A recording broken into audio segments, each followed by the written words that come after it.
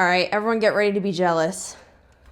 The Millennium Falcon, baby. Look at the shit. Pew, pew, pew. This is like family heirloom. This was purchased for Christmas years and years ago when I was very little, and I'm the lucky one who has it. Hi everyone, it's Isabella here, and welcome back to the channel. So today's video, we are talking about a very important and interesting one. We're doing a mini deep dive into the overconsumption of skincare and beauty. So I just did my skincare routine, and you know, I get it, right? Skincare is a very, very big deal. This is something that everyone is super fascinated with. I am obsessed. I love trying to find ways of making my skin healthy and glowy. This is just overall something that is very, very trendy. And while there's nothing wrong with that, I think we need to have a good, educated conversation about the good and the bad of this entire phenomenon and just discuss the overconsumption of beauty, the good stuff, and just bringing awareness to some things that some of you guys may not be when it comes to TikTok content or content in general around the skincare world. So before we hop into today's video, don't forget to hit that thumbs up button, subscribe to the channel, and click that bell button down below so you'll be notified of every single video I post. And by the way, I would just love to say that I have so much content on that second channel. We have podcast episodes, and I am going to be putting in more just relaxed, fun, hangout content with you guys over there. So if you want to go check that out, definitely do. And real quickly, I do want to take a moment to talk about today's sponsor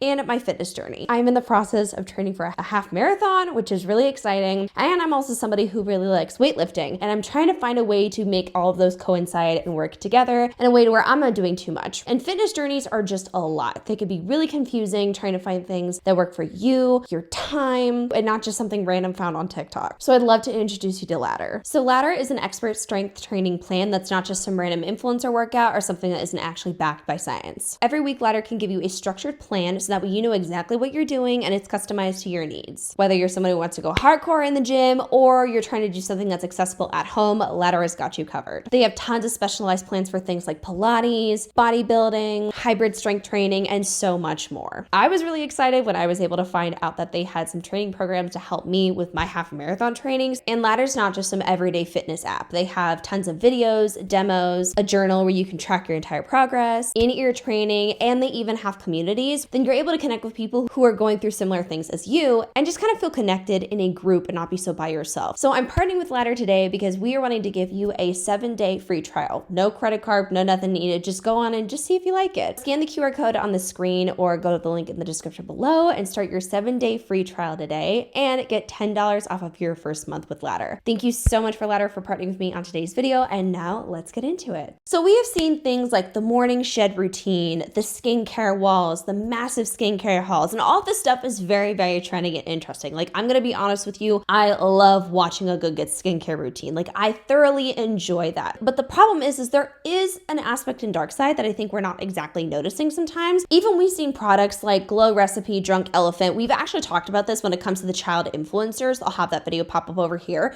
where everyone's super duper obsessed with this kind of content. And you know, you've probably seen like perfectly organized wall of skincare, the rows of unopened serums, sprays, sunscreens, cleansers. Some of them are foamy, some of them are oils, like just the wide variety of stuff. And I'm gonna be honest, it's all pretty, okay? And I love seeing stuff that's pretty. And if anything is involved with me having good glowy skin, I'm gonna wanna know. Like, I'm gonna wanna have some kind of involvement in that. And I'm gonna watch because what if there's something new that comes out that could be really, really beneficial for my skin? And a lot of this is really satisfying. A lot of this can be very aspirational, whether it is a collection or just how someone's skin looks. And also a lot of it is depicting a level of luxury. But we've kind of gotten to the point now where some of the skincare obsession is turned into a goal of overly buying and grabbing too much. Or some people aren't doing that, but they think that that's what they need to do because they may not be understanding what certain content they're consuming is actually supposed to do for them. So when we get to a point where skincare is not exactly just about like, you know, something you enjoy and taking care of your skin versus your self-identity, self-value, and quite frankly, hoarding and over-consuming in a way that's too extreme, then we're getting to be a problem. So quickly, I just want to make a huge disclaimer. What is overconsumption? There is a difference between collecting and then over-consuming.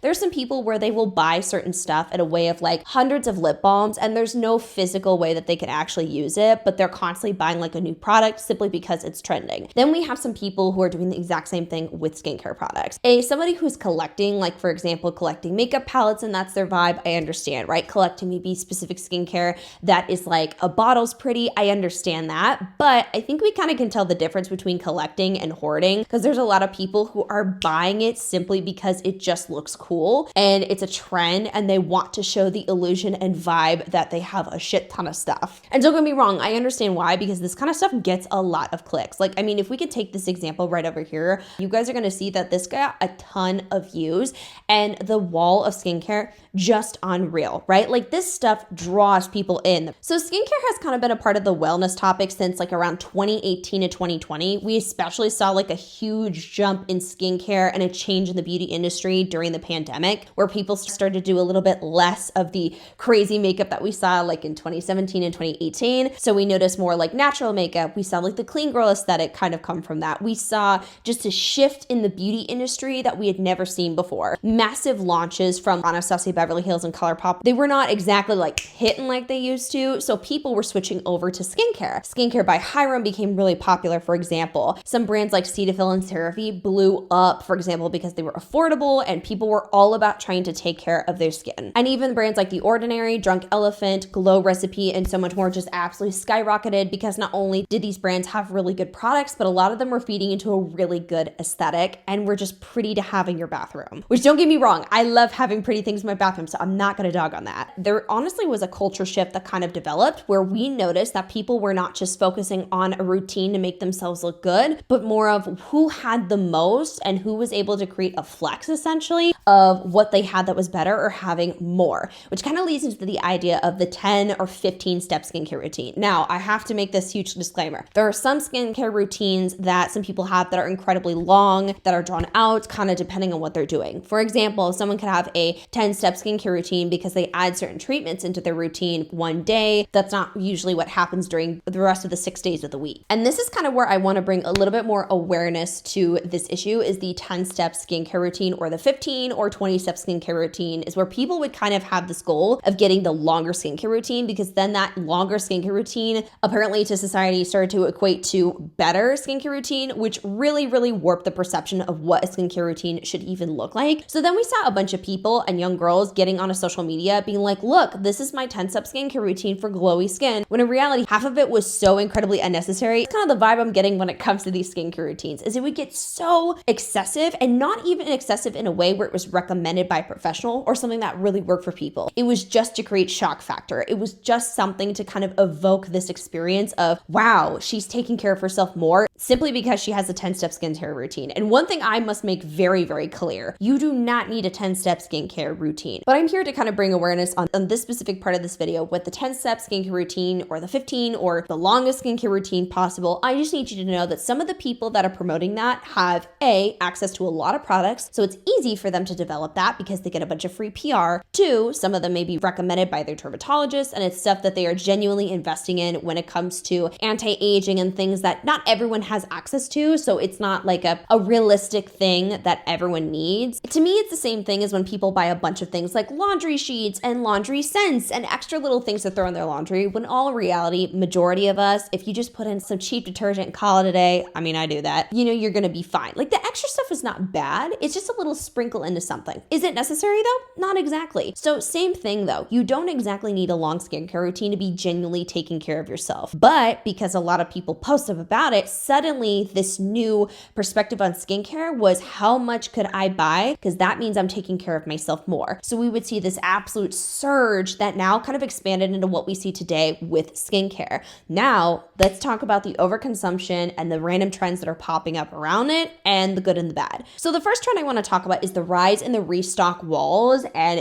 the skincare rooms. So I know this 100% stemmed from the beauty rooms back in like the 2016, 2017 era, where influencers were making their beauty rooms. And now, again, I'm just gonna make this clear. Beauty rooms are not bad, okay? Having collections and having products because it's part of your job is not bad. But some people thought and perceived it as a realistic, attainable thing, and not the fact that that essentially was somebody's office and place that they're working in. So people kind of had this perception of, oh wow, I need to have a skincare wall. Now, I want to show you a very quick example of what I'm talking about, which is this creator right over here. And she has a massive skincare room. Now, she is a skincare influencer, so this is her job. Brands are sending her product, and that's pretty much their like potential lottery ticket for their product to be shown on her massive platform. So she does a lot of trending and interesting videos, and some of them are specifically entertainment. Like, for example, this one right over here, where you can see that she's trying to have a specific kind of routine according to like maybe texture or a color where she's making it fun and it's more entertainment purposes, not necessarily for this is how to benefit your skin type video. And as we can see too, there are tons of duplicates in these rooms, right? There's tons of different products. Like, oh my God, this is literally looking like a Sephora. That is not something that the majority of people can attain. And that's one of the myths I want to make sure that I debunk here is this is somebody's job. Is it kind of crazy that somebody has that much product? Absolutely. Do I understand why?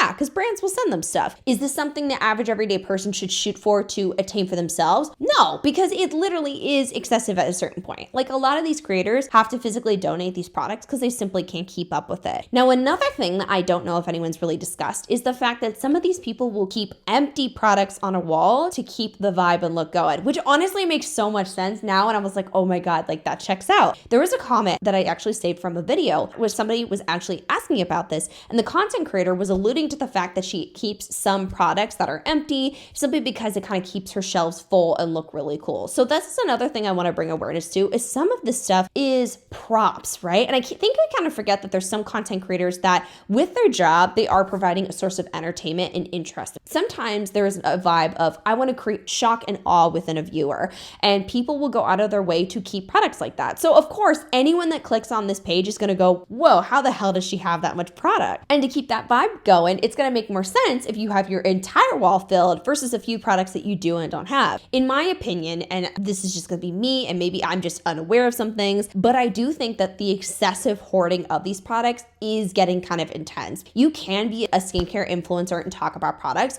without hoarding stuff and just letting it sit on a shelf to go to waste. Like, I feel like people would enjoy somebody's content more if they knew that those kinds of products would be going to somebody who actually needed it, and you were able to select a few every single month from PR packages that you could try and talk about when it comes to your audience members. So for the young girls, if anyone ever were to come onto my page and be like, oh, I want to be like that, please know that's expensive, that's unrealistic, and you're not going to be able to use all of these products. These people have so much because they're sent so much, okay? And I get the vibe. If a lot of these are empty products that are sitting on a shelf, I get it, but a lot of them aren't, and that's when it becomes excessive and overconsumption. You can't even use it all. It's not even about a collection. It's just about clickbait at this point to gain attention and views, when in reality, some of those products could absolutely be donated in a way that could benefit other people while you still have your career of talking about skincare. Now, the next thing I want to talk about is another trend that has kind of developed really with these products. Now, the morning shed and the skincare and lifestyle, like I like to call it lifestyle porn. So I don't know if you guys know, but the morning shed trend pretty much was like, you aren't doing it right if you don't have a morning shed routine. It kind of stemmed from the idea of things that you can do that are high maintenance to stay low maintenance, which is essentially the idea of doing something that may be a little bit more work in the front that actually makes your life easier for the rest of the week. For example, I do a lash lift and tint once a month. That is a high maintenance thing that keeps me low maintenance for the rest of the week because I don't have to think about that, right? Dyeing your hair, things like that are upkeeping a specific vibe with beauty and skincare that are high maintenance at first that end up being low maintenance for the rest of the week or month. That same concept was generated with the shed, with the morning shed, was people like to do their overnight curls, masks, lip stains, and everything else, and it's their morning shed of taking everything off and finally like showing off the perfect like you in the morning. So I want to quickly show you an example right over here, and we're going to talk about it. Word on the street is baddies are going to bed looking like this now. Girl, what? You don't have a morning shred routine? No, not okay. Come with me. Let me show you how I do this entire thing. Girl, you gotta get yourself one of these. I hope I'm about to pronounce this correctly. We're gonna use a Pacific green tea collagen mask. Yeah. This is the #1 ingredient to your morning shred. It feels so good already. It's a little bit scary. I feel like every it girl just has to have this. Just wait till you wake up and your skin looks porcelain.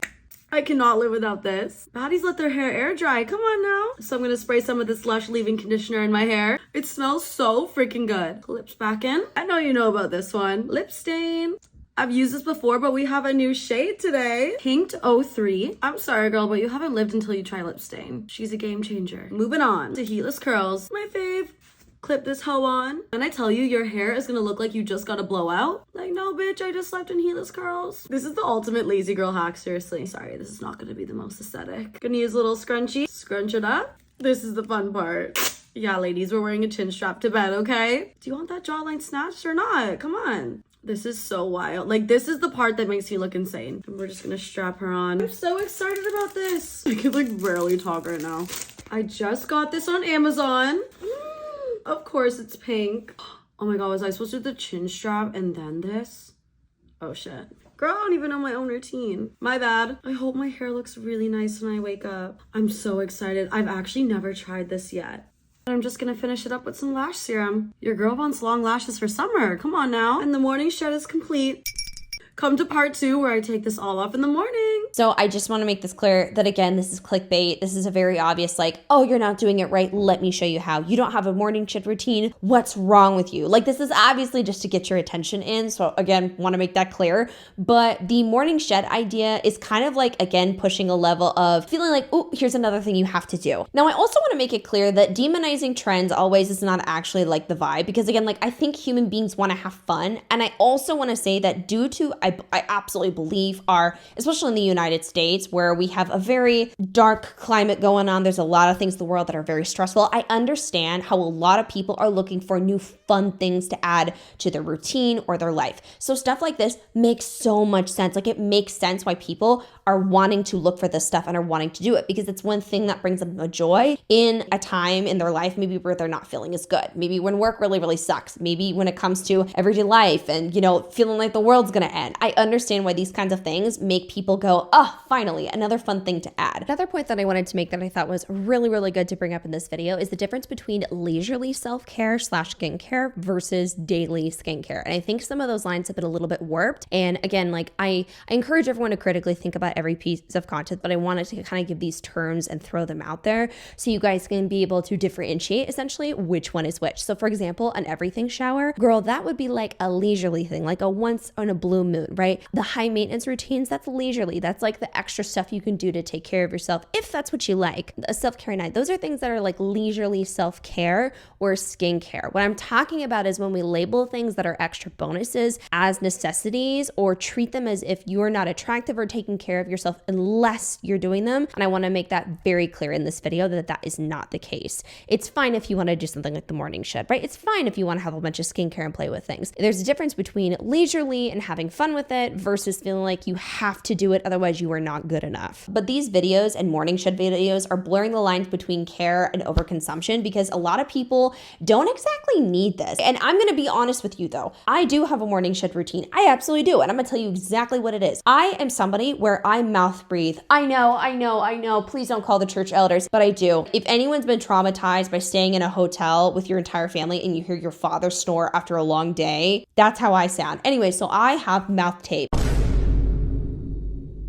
I have recently found that it has helped me more than you know. I also sleep with a night garden. I also sometimes will sleep with overnight curlers in my hair as well, simply because it just makes my life a little bit easier. But that's the kind of stuff that I do as a morning shed. Some people are putting things like lip stain on, which makes no damn sense because like a lip stain sitting for a few minutes is gonna have the same exact effect as it would sleeping overnight. To me, it's the same thing as like if you were to leave your self tanner on for 4 hours, but instead you wanna leave it on for 8. You may smell like dirty a little bit longer because of the self tanner because you left it on for 8 hours instead of like the recommended 5. Okay. But I will say a lot of people cannot afford the morning shed. So please don't feel like you need to do this. I think a lot of people are trying to find the new thing and trend. And while it could be all fun and wonderful and we can have fun with it. And if you want to do that, great. Don't think that you need to do this. Like, don't feel like that this is something you have to accomplish to be beautiful or to look amazing, or you do not have to have a face mask on overnight. You can leave it on for 30 minutes doing laundry and watching Criminal Minds and you're gonna be okay. It's not gonna be more effective if you leave it on for hours on end. And also, no one's talking about how some of this stuff falls off. My mouth tape sometimes, if I sleep and roll around, falls off. It just happens, okay? I drool. I don't know what to tell you, all right? I'm dreaming about Hayden Christensen. I'm so sorry. It just is happening. So this stuff cannot stay on. And half the time, it's not even as productive as you think. It's an excessive example of overconsumption, in my opinion, but trying to create like an extra problem out of something that's nothing. Oh, do you want to look really hot? Well, do all of these things and have a morning shed. Otherwise, you're ugly. No, babe. Do not be easily influenced to do that unless it actually can benefit you. Another thing I want to talk about is the psychology kind of connected with overconsumption. So I was digging into this topic a lot because I was really curious about when it comes to marketing, which I'm very grateful I know a lot about that. So in marketing psychology, there's this term called aspirational mirroring. So we pretty much are buying what we believe to bring us closer to luxury or aspiring to like the life that we want to live. And for many of us, when we're talking about becoming like that girl, the woman that we want. I understand why we do that, but some people take it to an extent that is so extreme. There's a difference between buying a skincare routine that makes you feel your best, look your best, versus constantly every single month buying the newest launch that the influencer is recommending. And so the restocks, or the goal of having a restock wall, the goal of having tons of different products that are overflowing your bathroom, is kind of now getting to a point of where it's like, okay, if I have the right products, then finally I'll be pretty enough. Finally, I'll feel in control of what's going on. I'll have my life together. If I make my skin clear, I'll feel better about myself and my life. When in reality, some people are buying all these skincare products to actually pacify a deeper issue that they have within. And I'm speaking that from personal experience, because a skincare routine is not going to fix the fact that you don't feel good about yourself. And I know we got really deep there for a second, but lock in, baby. I've talked about this on my podcast and I'm meaning this. This stuff absolutely can be a cover for the fact that some people just feel very insecure and thinking that these products will finally make them feel better, when in reality, it is about self-image. No cleanser, no serum, no new lip tint is gonna make you feel better about yourself. And some people are not looking inward, and they're looking at the new products that are recommended by influencers that they can go buy real quickly and create that quick little serotonin boost, when in reality, they're just stocking of products that they're not even gonna use fully, and it's turning into a waste and an exhausting cycle that you're gonna keep repeating. And the next topic I wanna discuss is in the way that people are perceiving the influencer videos. So I wanna make this really, really clear. With content creators that are recommending a product, right? This is the same thing to me as if you see an ad for Amazon, Walmart, or Domino's, okay? They have tons of different things that they are recommending to you. Dunkin' just dropped a bunch of new coffees. Am I gonna go out and buy every single one of them? No, because that is feasibly unrealistic. That's excessive. I don't need it. Elf Cosmetics has dropped some products. Am I going to buy them all? No, I don't need to do all that. However, some people will perceive an influencer recommendation as like, oh, okay, I'm going to buy this right now. Even though some of y'all, I'm calling you out right now. Yeah, you look at the screen right now. Some of you have 5 different cleansers that you haven't fully gone through because you keep buying shit. I'm speaking from personal experience. Okay, so trust me, I've had to look the woman in the mirror and say, hey babe, you have a problem. Some of you are buying things and not thinking about if you need them or not. Influencers are recommending products because that's their job, but also they're reviewing if they actually like them or not. And I mean, that's okay, right? Like they're able to say, hey, I actually like this product. Actually, I don't like this product. And it's your job as a consumer to be able to go, okay, actually, I do need a cleanser. And they're recommending this one that fits my skin type. I'm going to go buy that now, instead of perceiving it as, oh my God, Elf dropped a new product, I'm gonna go buy it, even though you have 3 others from a different brand. So just I really want to encourage you to take a step back when we see this. I know it's pretty, I know it's entertaining, but please remember that this is their job. And there are millions of people across these platforms who are running out of a product or are looking for something, and they're utilizing social media as a search engine. And you should not be automatically buying something simply because you think it's pretty or someone's recommending it. Look into if you need it. It goes for every influencer ad, everything. If it actually benefits you, go for it. But if it doesn't, don't feel pressure to do it, because you need to do and spend money according to what works for you and your skin. And another thing I want to say is switching out skincare products too fast can actually hurt your skin in the long run. Over testing different products is not exactly the best for your skincare and your skincare routine. You could potentially be doing more harm than good if you're throwing a bunch of products at your skin. If you're not able to thoroughly test a product for like about 30 days at least, I would pump the brakes on that, okay? Like, unless you're having a severe reaction, I do not think that you should be filtering through that many products. Now, I also do want to call out some of the negatives when it comes to advertising for influencers. There is a false narrative of the routine or just the influencer culture that is taking this to a toxic level, and I want to talk about it. And it comes down to marketing and how products are marketed off. Instead of talking about, oh, hey, here's a new product and here's why I like it, here's ingredients list, here's the cool aspects about it, some people are leaning into clickbait, filters, and pushing things in a way where they're not letting a product stand as is. So for example, if let's say, I don't know, I'm just throwing this out there, I'm making this up off my dome, I don't know if I've seen this exactly, but let's say Elf Cosmetics has released a bubbly foamy cleanser that's really foamy and looks super cool. A lot of content creators, unfortunately, would take a product like that and over exaggerate the hell out of it. Gonna be honest, I'm making a deep dive on this here soon. Michaela, the infamous beauty content creator, is at fault of doing this a lot, where the over exaggeration of a product in a way that makes no sense is extreme. And then it turns into not just a review, but an entertainment aspect. And then the over exaggeration of the product, in my opinion, will make people want to buy it because of the over exaggeration. The marketing is being done in a way of it's successful, but it's not exactly ethical when we push a recommendation for a product that doesn't actually make sense. Additionally, I do think there's some influencers who lean into virality instead of actual legit skincare recommendations. Like, for example, a 3-step skincare routine. I'm gonna be honest, it doesn't go viral as much. Can it? Yeah. Does it? No. So if somebody says, actually, screw it, I'm going to do a 15-step skincare routine and make it look excessive as if I do it every day, then it's going to go viral because people are going to get in the comments saying, this is excessive, this is stupid. Or if they do like it, they're going to go, what's the link? Where's the recommendation? And it's going to still create some kind of revenue and traction for them, and that creates success. So then the influencer is stepping away from legit, honest reviews and stepping into the world of virality simply because it gets clicks. For example, if you also show a shelf of 50 products, that's going to get more eyes on you versus, hey, here's the few that I just bought and this is kind of what I'm sticking to for this month right now. That doesn't hit the same. And we've created this really toxic cycle where it also makes influencers kind of compete against each other. This is the same vibe with brand trips, I think, where now people are comparing and competing with Tarte Cosmetics, where it's like, who can create the biggest thing? Who can create the most viral concept, the most outlandish thing? I mean, we've seen that in the beauty industry with people doing absolutely wild makeup trends that make no damn sense. Same thing with this. People are trying to take it to an extent of making it entertaining, clickbaity, even rage bait, like this kind of extremeness. So it's not a good recommendation or something to follow. So if you see an influencer doing that, please take it with a grain of salt and truly look for legit recommendations and not just a content creator who's obviously looking for virality over really recommending something that they are saying, hey, would work for you. And another thing is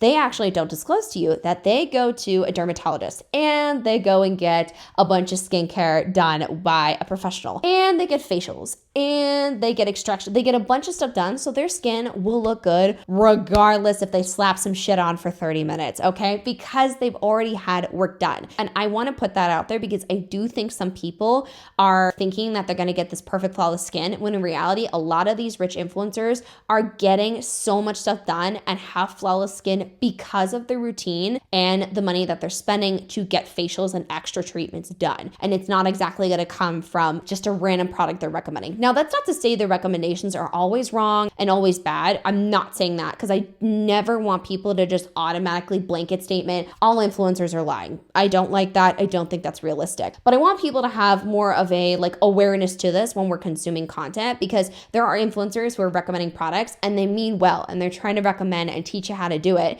And then there's some where it's obvious that it's a cash grab, obvious they're pushing shit simply because, obvious because they're trying to shoot for virality over recommending stuff to real legit people who are looking for a recommendation. Now, here's some other consequences I want to talk about when it comes to false marketing, when it comes to influencers not disclosing certain things or pushing stuff in a way that's not honest versus just seeing a bunch of content and maybe we don't perceive it as what it is, an influencer's job, for example. I'm not saying this is for everyone, but there are some consequences, for example, with your mental health. So if you are somebody who's struggling really, really bad with your skin, I have been there before, it sucks, and you feel really insecure and you're trying to find a solution, some of you may feel really bad and like, oh wow, I'm not good enough or something's wrong with me because this product that was recommended to me is not working. Like it's going back to the age-old times of, the weight loss products, for example, when Kim Kardashian would be like, I lost 15 pounds with this product. And then people would try it and go, I didn't lose anything. What's wrong with me? There's nothing wrong with you. Sometimes it simply doesn't work. And the comparison I think some people will create simply because it's human nature. It just happens of comparing yourself to a rich influencer of, wow, I'm not taking care of myself enough because I don't have this much product or I'm not buying this exact brand. And it can happen, right? Like we can easily all as human beings be sucked into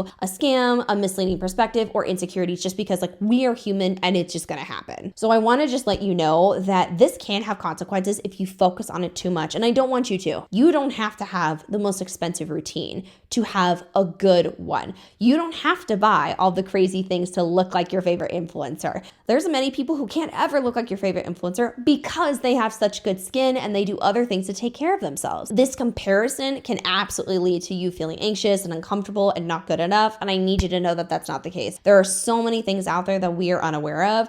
There's so many different skin types. There's so many different routines. There's so many different products. And the last thing I want you to do is put more pressure on yourself and feeling like you're not good enough or that woman or the best version of yourself simply because you don't have a 10-step skincare routine or you don't have a makeup wall or a skincare wall like a lot of these people. This is their job at the end of the day. And please remember, that's not a normal way that a lot of people live, for example. You're not failing, you're not behind, you're not doing it wrong. And if your skincare routine is not great, I would really recommend seeking out other professionals or looking up other professionals on social media, YouTube, for example, who could give better recommendations if you are looking for something, or if you can swing it, go to a dermatologist. But don't feel like you are behind or not good enough simply because you don't look like one of your favorite beauty skincare influencers. And another consequence is if you do overly purchase out of that serotonin boost and out of just not paying attention to your purchasing and buying trending products just because they're trending, you absolutely can hurt your skin in the long run. So if you're overly buying products right now and you're like, damn, I'm having way more breakouts than normal, I would look into how much you're buying and how much you're layering. So to wrap this whole video up, I just want to make it clear that influencers are not, I'm not saying that influencers are evil. I'm not saying skincare is evil. I'm not saying that this is just so awful and good. Not everything is bad that I want to talk about on my channel, but I think overall awareness about the good and the bad is really important. I think we need to ask ourselves, why am I buying this product? Who told me I needed it? What am I hoping it will fix? And do I actually have products that I've already used that are working well for me right now that I haven't used up fully? Because while it's not aesthetically pleasing to have your crusty ass folded up skincare bottle in your bathroom, I know, I've got one of those. If it's still working, finish it up. You do not need to toss it away when it's half empty. And please remember that clear skin doesn't just come from skincare. It absolutely can be impacted by your levels of stress. It can be impacted by your hormones. I'm a fellow PCOS and PMDD girly, so that will get me quickly. Genetics, there's so many things that can impact your skincare. So please don't just think that a skincare routine will 100% fix everything, because there is a chance that it won't. There are filters, there are facials, there's misleading marketing, and then there's honest marketing. Let's find beauty in actual skincare, not in the idea of overconsumption to fit into a trend to make ourselves feel better in comparison to the average influencer on the internet. And please remember, the bar is set incredibly high, so don't feel like you have to meet it. And I would really recommend for some of you guys to just quickly review your bathroom right now and your Ulta cart, because some of y'all are buying stuff that you don't even need. That was it for today's video. I hope you guys enjoyed this little deep dive into the overconsumption skincare routine. Thank you guys so much. Don't forget to like, comment, share, and subscribe to the channel. Don't forget to check out the sponsor of today's video and the link in the description below. And I will see you guys in the next one. I love you very much. I will see you. Bye.